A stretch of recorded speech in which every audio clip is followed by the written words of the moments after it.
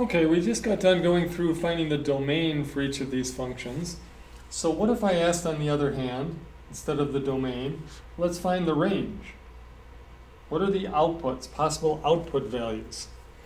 So with this first equation, this first function, f of x equals 1 over the square root of x plus 2, well, this might be a little difficult to figure out because this is a graph that you may not have a good visual of right away when you see it.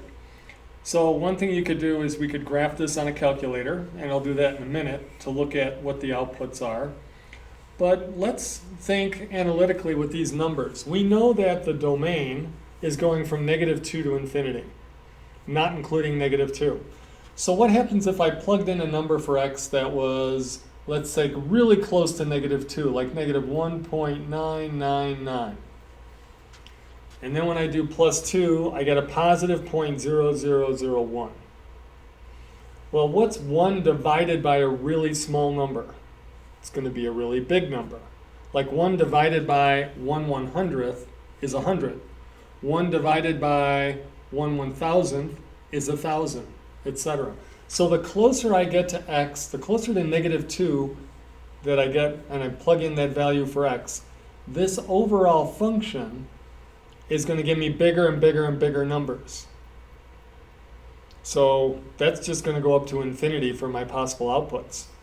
All right, now how about on the other hand, if I plug in really big numbers, because I know that x could go all the way up to infinity. So what happens when I plug in 100 for x? I get 1 over the square root of 102, which is a little smaller than 1/10. And how about if I plug in 1,000? I get 1 over the square root of 1,000 plus 2, and etc. And then 100,000, a million. So what's happening to the overall value of this fraction? Well, it's 1 over bigger and bigger and bigger numbers. So those are becoming smaller and smaller and smaller, closer and closer to 0. Now it'll never hit 0 because I can't make this fraction equal to 0. And it will never be negative because the square root's never going to give me a negative value. So I'm getting values that when I plug in numbers close to -2, I get really big outputs. And when I plug in numbers really close to infinity, gigantic numbers, I get numbers just bigger than 0. So my range is actually going to be numbers from 0 to infinity, and it'll never equal 0. If you're using interval notation, I guess we could write it this way.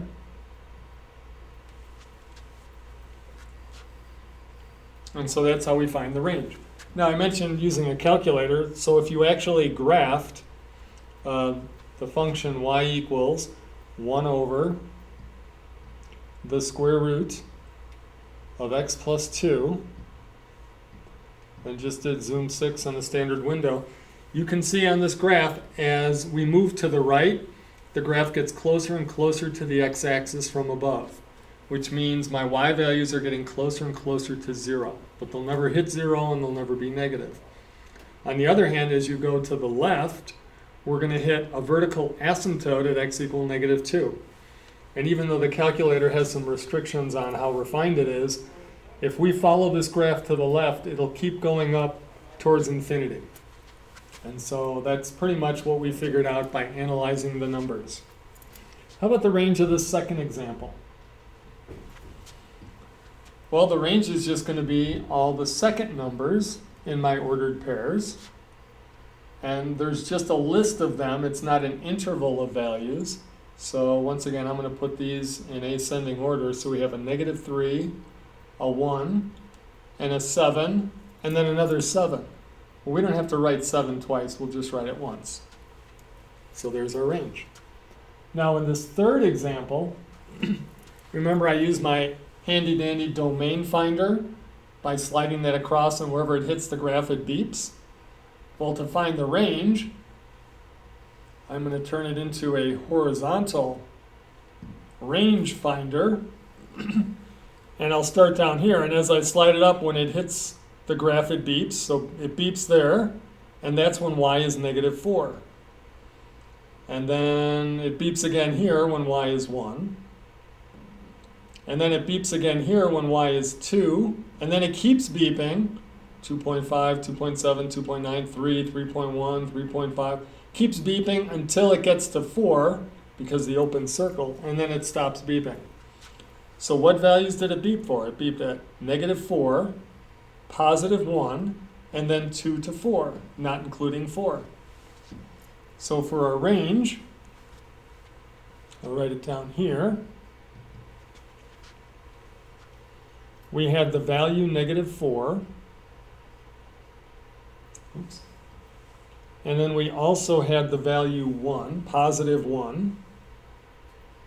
So those were two specific values I'll put in set notation.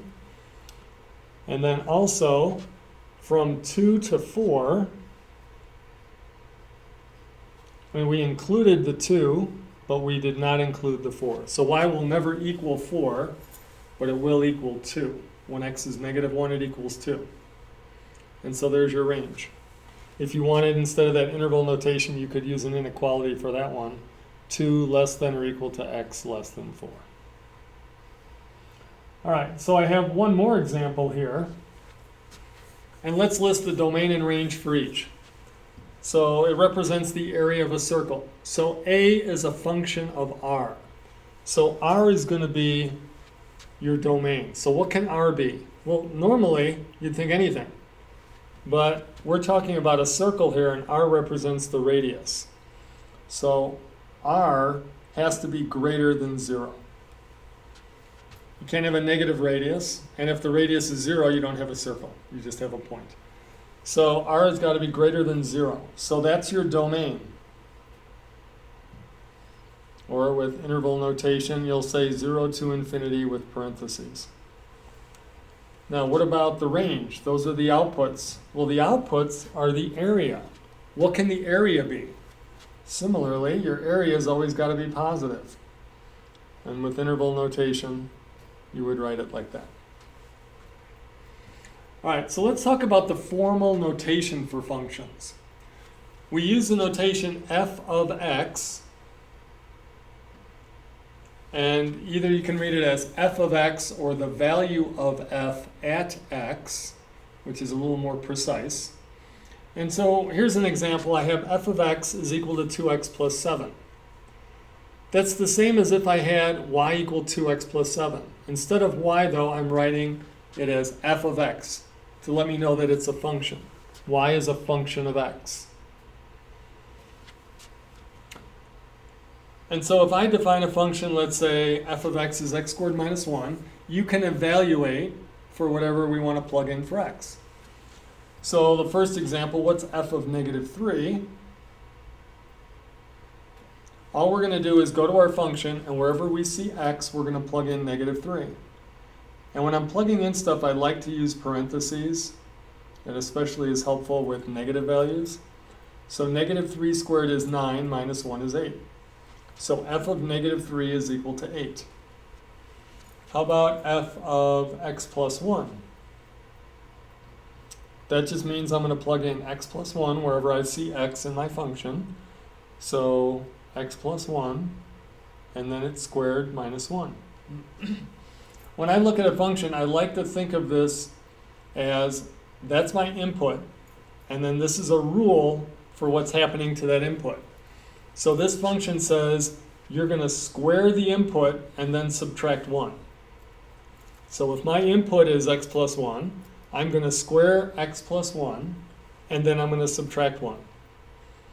Now what's x plus 1 squared? Well, remember that's x plus 1 times x plus 1, so we have to distribute, or you might have learned FOIL. So we have to multiply that by everything, and we have to multiply that by everything. So when I do that, I'm going to get x squared plus 2x plus 1. And then don't forget, I also have a minus 1. Well, plus 1 minus 1 is just 0. So my final answer is x squared plus 2x.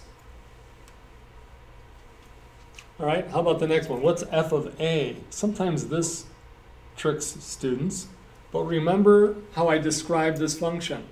It takes the input, squares it, and subtracts 1.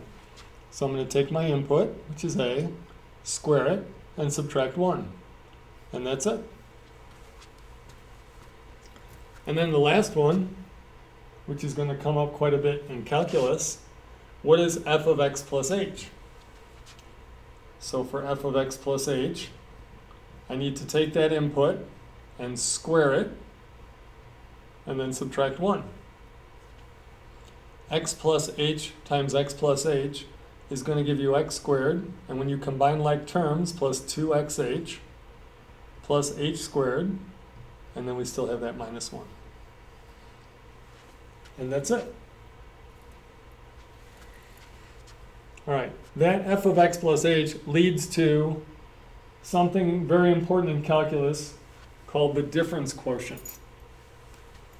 So with that same function, let me write that function over here. It was f of x equals x squared minus 1. I would like to evaluate f of x plus h, which I just figured out. So that was x squared plus 2xh plus h squared. Did I write h squared on that one? Yes, I did. Minus 1. That's the f of x plus h. Put that in parentheses. Okay, minus, now I'm going to do f of x. So that was x squared minus 1, parentheses, all over h. Okay, let's see if, can we combine any like terms on top? Well, this x squared minus that x squared is 0. And this minus 1 minus a negative 1 is also 0. And so I'm left with 2xh plus h squared divided by h.